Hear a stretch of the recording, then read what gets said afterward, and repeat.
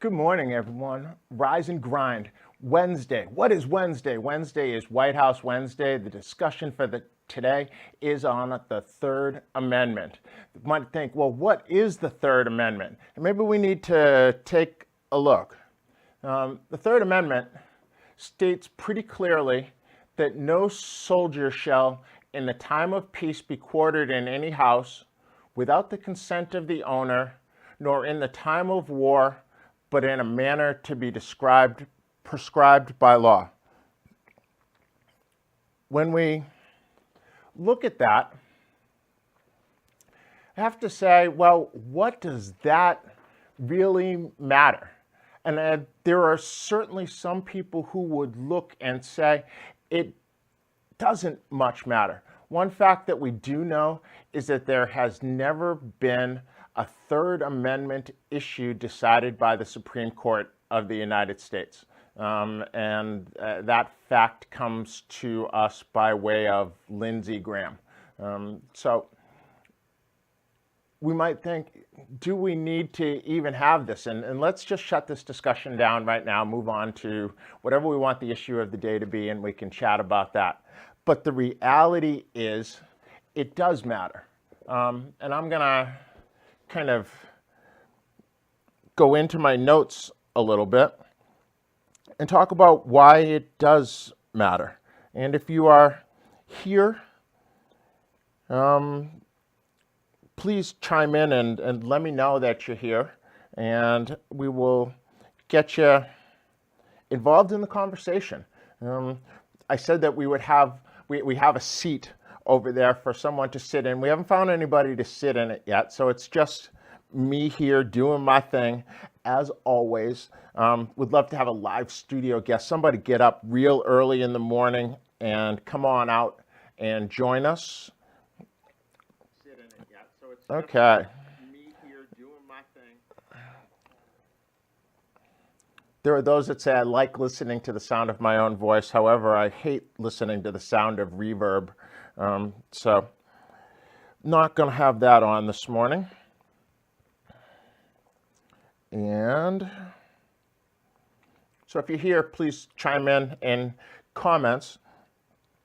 Third Amendment is hugely important.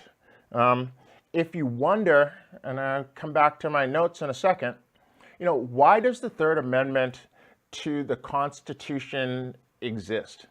Well, the Third Amendment, I think if we were to go back and look at documents that came before the Constitution, so the Declaration of Independence, we could find some of the grievances which the colonists had against the king. And so some things that they felt were important to make sure that our government was set up to do differently. And I think the big one, and so in the Declaration of Independence, one of the things that they were opposed to says, for quartering large bodies of armed troops among us. And that was an issue which in 1635,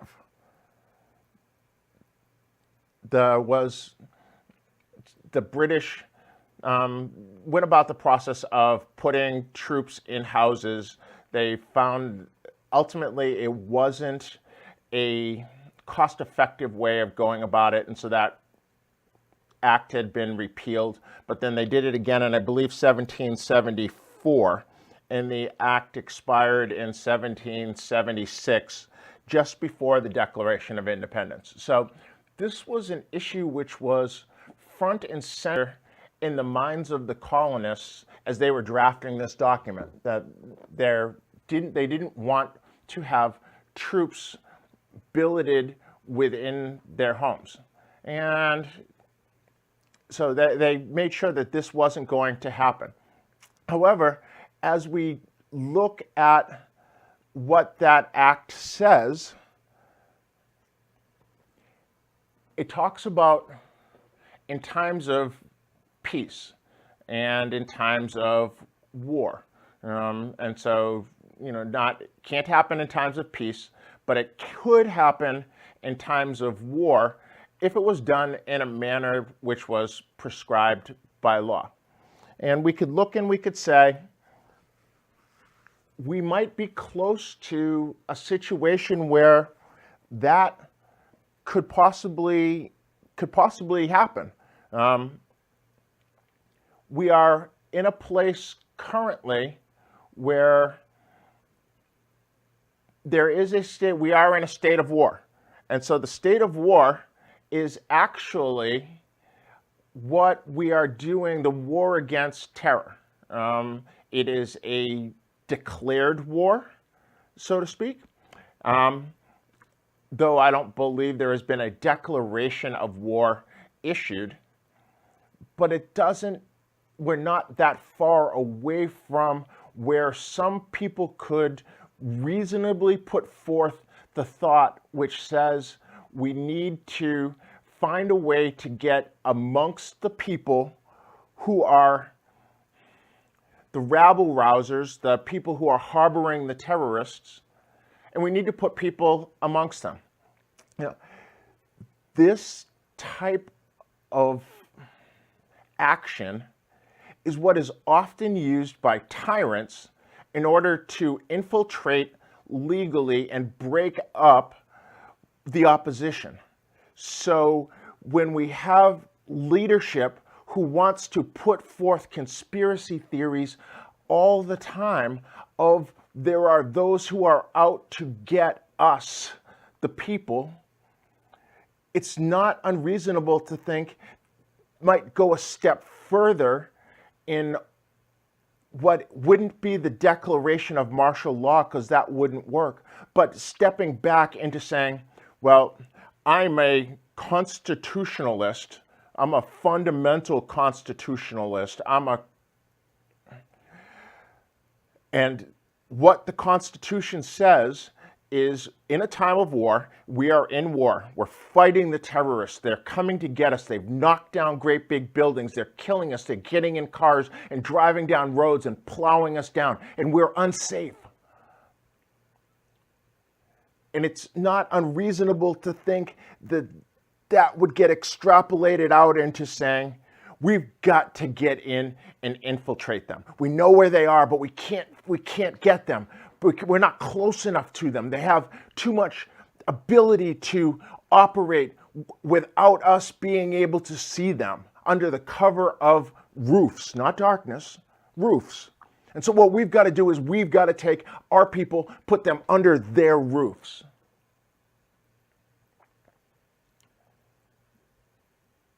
Sounds crazy, huh? Probably is crazy. But I would say we're in the time of crazy. So it is not unreasonable to think we need to look at this, because as soon as it happens, we have to be prepared to step in and have that fight which finally gets to the Supreme Court. It's one of the reasons it's so important that we take a look at the issue of what's going on with the judges which are being placed in certain areas, because those are the ones which make the decisions and where a lot of the arguments get flushed out before things get to the Supreme Court. And this is one of those issues which will undoubtedly get fought in a circuit court when a billeting happens, when troops are placed there, whether overtly or covertly, because nothing says that we're not going to take and put people in places where we believe those people will not speak out because they are the enemy. And so therefore we will infiltrate them. We will put people in their houses. And we've now created an atmosphere where such a happening, were it to be reported by the mainstream media, would immediately be declared fake news. And a large number of people who have now been pushed to believe most of what comes out of the silo, other than the one where they occupy, which they occupy, is fake. So what will happen? There will be those, we can pick our sides. I'm not picking sides in most of these fights, although I'm coming closer and closer and closer. And as we get closer to the end of the Bill of Rights, I will start talking about my opinion. So as we get towards the end of the summer and move into election season, I will be very clear as to what I believe is happening and what needs to happen in order for our society to survive. Survive.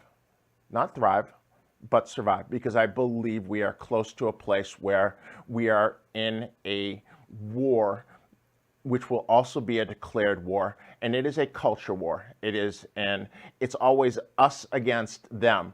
And I'm not trying to fan the flames of that discord.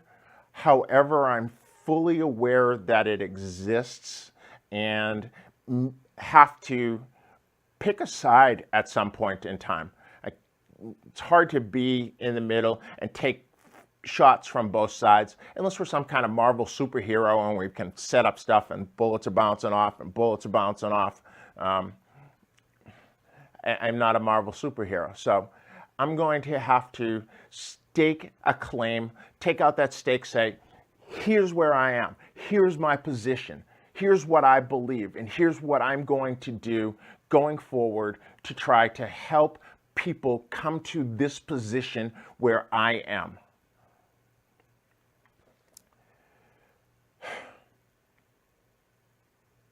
Third Amendment. Haven't thought much about it until I started digging in. It was one of those places where there wasn't a lot of need to. I think I was like most people, where I hadn't spent any time. I didn't even know, for sure. No, I would say not for sure. I didn't know what the Third Amendment said until I went through the first 10 amendments to the United States Constitution, the Bill of Rights, in order to come up with talking points. And it wasn't until this week came along, because you've heard all of my shows talking about, this one's going to be a short one. And it may still be a short one, because I think we're only 15 minutes in. And I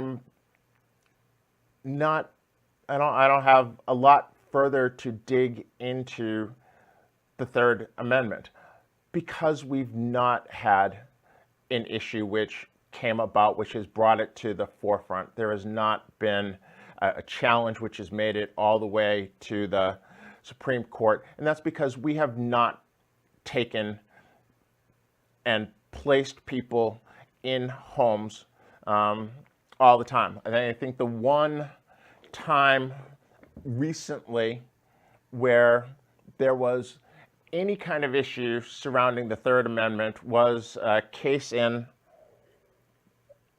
New Jersey where prison guards were on strike, and something needed to be happened, and these prison guards lived on site at the prison. And because the guards were on strike, the United States government brought in the National Guard to take control of the prison. And those guard people moved into the housing, which was the housing for the guards at the prison. And so there was some discussion as to whether that was actually private housing and if it was a Third Amendment issue. It was one which was resolved before ever reaching the Supreme Court. So the Supreme Court hasn't really come down ever on what it is, what the Third Amendment limitations are, because nobody's ever tried to push them. But do we believe for 1 second that we're not in a place where the current administration is pushing the boundaries of everything? So I believe there are a lot of things which just make common sense. That we're not placing troops in homes is, I would have not ever thought that there was a constitutional protection against that happening. But I certainly know we'd be back dealing with the Second Amendment if they tried to come and put troops in my home.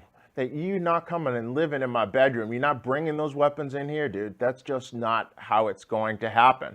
And the weapons I have the right to have because we don't want the state to be that intrusive. So that would be an overstep, and I have a right to defend my property.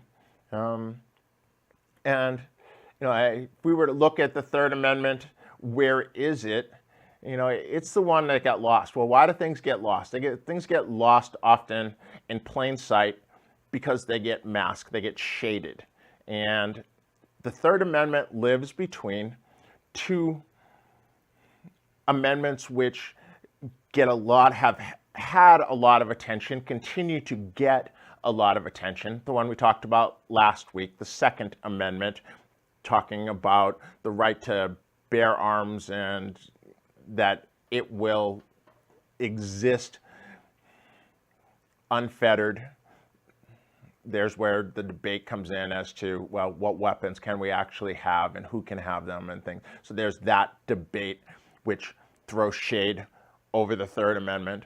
And then there's the one that comes next week, which I'm not going to talk about a lot today because it is what we're going to talk about next week, which is the Fourth Amendment. And the Fourth Amendment is the one which talks about legal versus unlegal searches and seizures and things like that. So we'll dig into that one a little bit more, but it is a huge one which exists. And these two amendments, the Second and the Fourth, throw shade over the Third, and probably would get pushed if the Third Amendment was ever breached or even came close to being breached. People would be in people's homes. Why would they be in people's homes? They'd be looking for stuff. And so what would they be looking for? Is this legal? Well, it's legal because we can put people in the homes because we're in a time of war and this is, a legal place. And why do we have to have them in there? Because so that's going to be next week when we talk about the Fourth Amendment. It is going to tie back into the Third Amendment. It will tie back into the Second Amendment. It will tie all the way back into the First Amendment. I think what we're finding as we go through the Bill of Rights is the people who framed the Constitution had a lot of issues which they felt like were important to touch on individually, but they're not in isolation, which is why it was framed as the Bill of Rights, those first 10 amendments, and they play off of each other and into each other. So the Third Amendment's one I think we should know about. So let's get back to what it is again. It says that no soldier shall, in the time of peace, be quartered in any house without the consent of the owner, nor in time of war, but in a manner prescribed by law. Well, we're in a time of war, and I believe we are coming closer to wars which become more declared.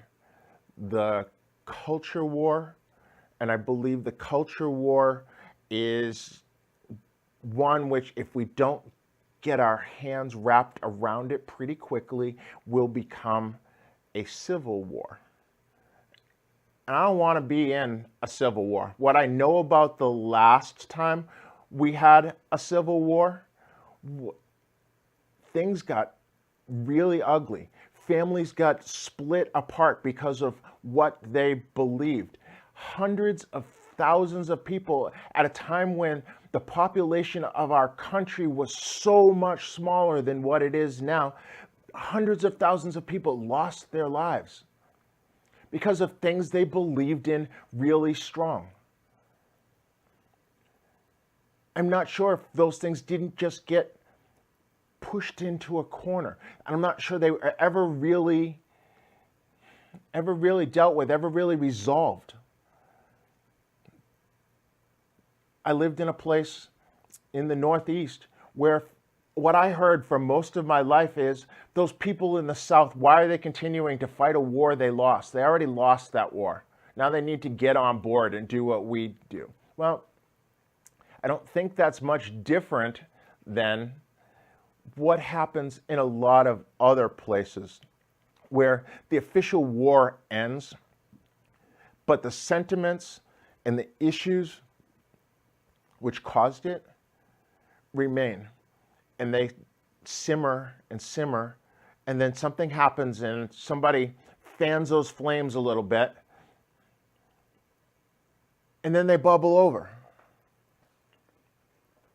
Somebody isn't just getting out a little fan and fanning the flames, but right at the moment, folks, it's like the old blacksmith days. Somebody's gotten out with the bellows and they are pumping air into the discord which is dividing us. So people you grew up with next door and whom you have great common history with, and you would go out and have a beer. Now we find ourselves talking about these people in terms which are labels, and liberals and conservatives and people who want to take away things from us and people who want to do things to us.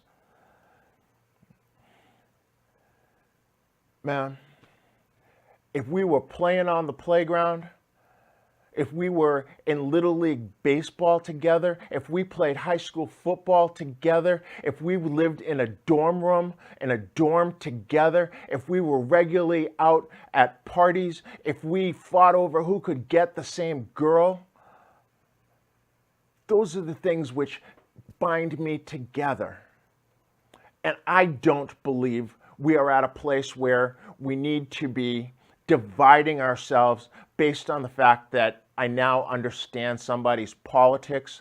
We are jumping onto social media and putting out our opinion and putting labels on people. I know of someone who is very close to me who has lost very close friends, people where they shared experiences based on social media. And there is a divide which never existed pre-social media.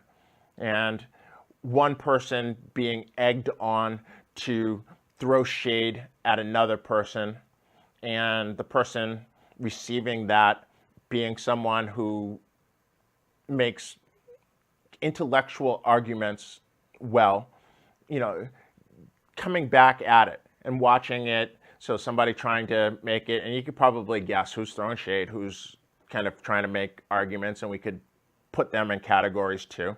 And how I present them is undoubtedly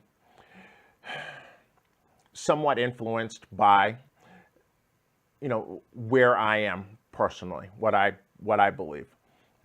Because I certainly believe that when we start yelling, people stop listening, which is what my mom had presented and wanted me to know, and my sister to know. And the other part of that is, if you learn the English language, you can always get your point across in a way that people know. I think you could also get your point across in a way where the person you are speaking to doesn't necessarily know right away, and they come back later and say, wow, oh my goodness, that just happened to me. So those things divide us. Third Amendment. Got to be a little more, I think I ended up with more passion about the Third Amendment than the First Amendment or the Second Amendment. Because it's one that I'm trying to look out for. If you know anything about me, I am someone who believes I see things coming before they happen. And this is one which I think we got to keep an eye on. Where are those troops? If it pops up that, this is happening, don't immediately flag it and say, oh, fake news, fake news, fake news. Very well, may be happening, because it is part of how tyranny goes about taking over. So if we were to get back to the First Amendment, and I'm not sure I even said this, but the first thing a group does when they perform a coup d'etat is they take over the means of communication. So they come in, they take over, they take the newspapers, the radio stations, the television stations, and those are the first places they look to secure. And they do that because what they want to do is they want to totally control the means by which information gets disseminated, right? So if we were to look at what would happen here, is that same thing. Newspapers become somewhat less relevant now, but certainly take over newspapers, because that's where printing presses exist. So someone would have the ability to print large numbers of leaflets and things like that. And the television and news stations, and then they'd shut down the internet. Reality is what we see, and the ability to net neutrality. So they would have the ability, and they've moved towards having the ability to take this stream, which I'm doing right now, and block it so that it can't get out. Little enough can't get out, but there are only certain things which can get in. So if I'm looking for information, there are only certain sites I can even look at. That's what happens with a coup d'etat. So tyranny, and I believe we are dealing with a time where we're getting close to that. We're getting close to that. Everything that I look at says we are in a society moving towards that place where government is maybe getting smaller, but it's only getting smaller so that the power can be contained within the hands of a smaller group of people. We've got to guard against that. So I'll be back tomorrow talking about stuff other than this. I've reserved Wednesdays to be the day I'm talking about this, politics, and the rest of the time, I'm just talking about the kind of stuff which, to me, is what I go about my everyday life doing, living in the matrix. So enjoy your day. It's Wednesday. We're over the hump. Are you looking forward to the weekend? What are you looking forward to? That's what we'll be talking about tomorrow as we go forward on Thursday, not looking back, going forward. Join me here, 5:30. Look to see you then. Peace.